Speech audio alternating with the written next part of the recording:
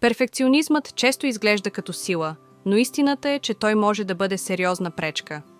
Нереалистичните очаквания водят до стрес, тревожност и чувство за провал. А когато прегърнем несъвършенството, започваме да живеем по-автентично, по-спокойно и с повече увереност. Добре дошли в канала Здраве и вода. Мястото, където говорим за баланс, осъзнатост и по-добро качество на живот. Преди да продължим, абонирайте се за канала ни, харесайте видеото и го споделете, за да достигне до повече хора.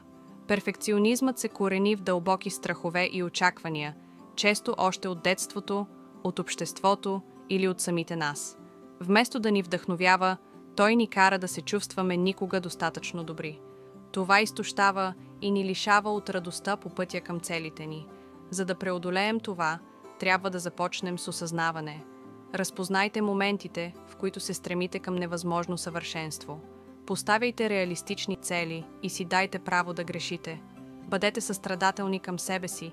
Всеки провал е урок, а не доказателство за слабост. Позволете си да оцените процеса, не само крайната цел.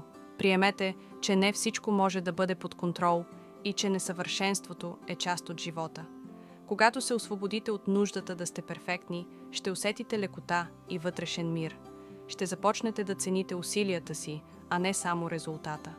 Ако това видео ви е било полезно, харесайте го, абонирайте се за Здраве и вода и споделете в коментарите как вие се справяте с перфекционизма.